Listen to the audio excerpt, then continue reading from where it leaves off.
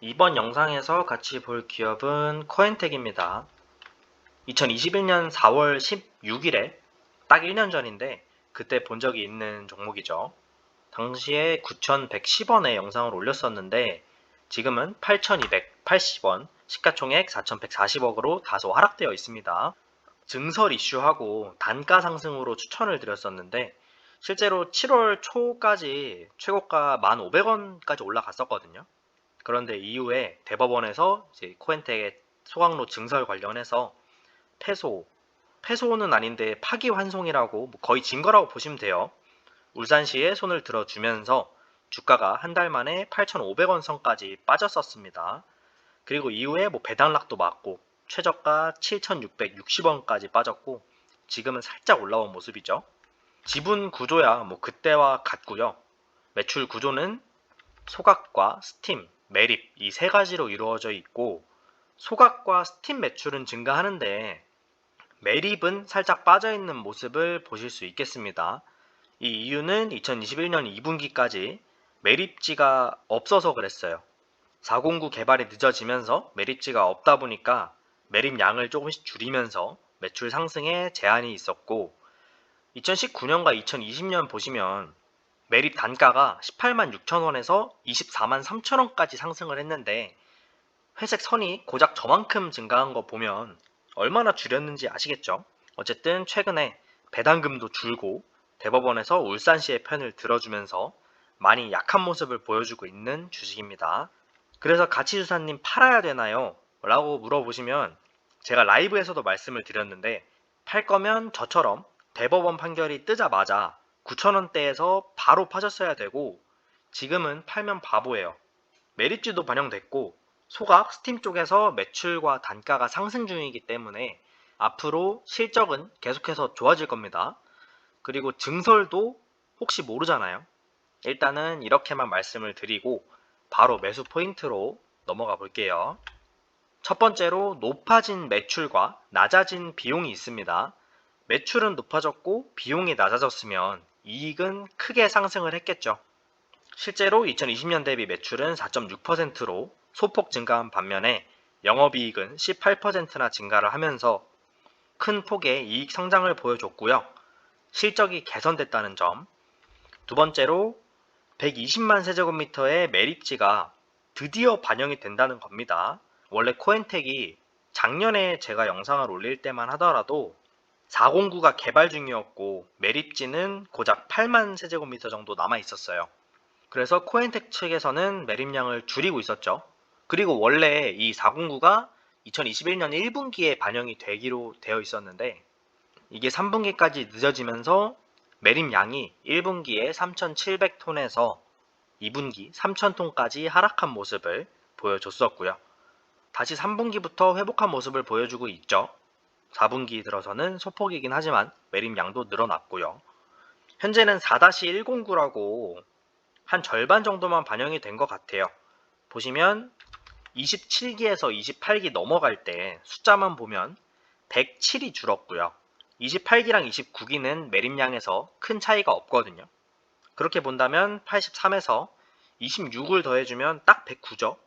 60만 세제곱미터 정도 반영해준 것 같습니다. 그래서 제가 분기 실적을 봤을 때 21년 실적 보시면 1분기에서 2분기 갈 때는 매출과 이익이 하락을 했다가 3분기에 회복하고 4분기에 크게 늘었잖아요. 그래서 저는 이게 매립 때문에 이런 줄 알았는데 까보니까 매립 양 자체는 사실 1분기, 3분기, 4분기가 큰 차이가 없어요. 근데 왜 이렇게 4분기에 매출이익이 증대가 됐냐면 바로 스팀 때문입니다. 스팀의 단가가 전년 대비 약 15% 정도 증가를 했고요. 시간이 지나면서 단계적으로 상승을 했고 판매량 자체도 1, 2, 3분기보다 4분기가 좀 압도적이거든요. 그래서 단가도 높고 판매량도 많은 스팀 때문에 4분기에 큰 영업이익 상승을 볼 수 있었다. 이렇게 보시면 되겠습니다. 여기까지 보면 회사 자체는 되게 좋아요. 제조업이 아니기 때문에 딱히 요즘 난리 난 그 원재료비가 들어가는 것도 없고요. 폐기물이 갈수록 많아지고 있기 때문에 단가는 계속 오르는 추세예요.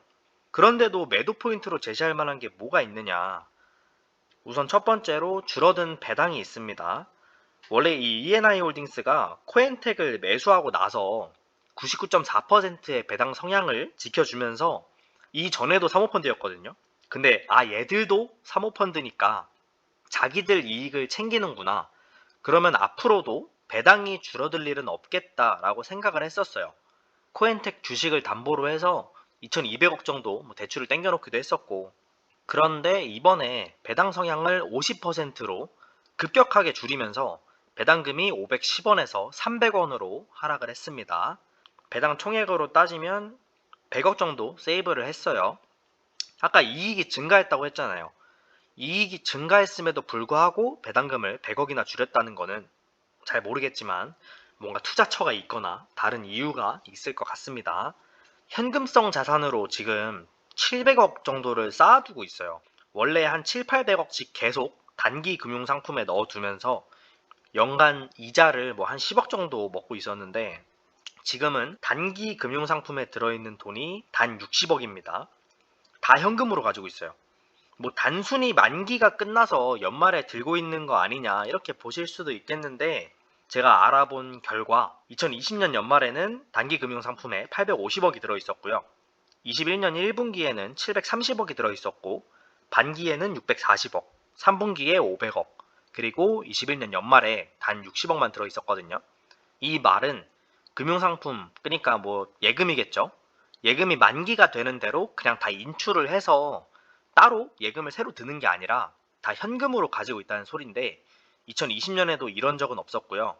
단기 금융상품에서 전부 인출을 하고 배당 총액도 100억을 줄이고 있다는 거.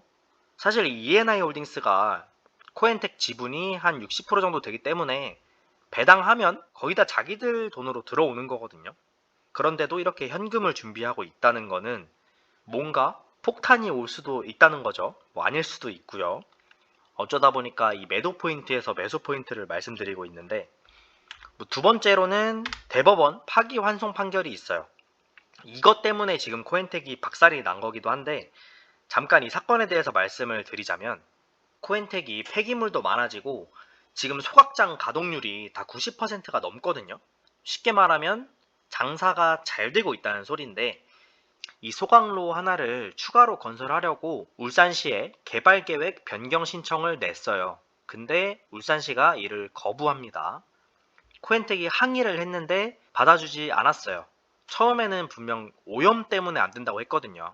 울산시한테 이제 오염 물질이 어떤 게 얼마나 나와서 안 되는 건지 말을 해달라. 우리가 그걸 저감 대책을 다시 세워서 제출을 하겠다라고 말까지 했는데 울산시는 모르겠고 일단 오염 때문에 안 된다라고 했어요.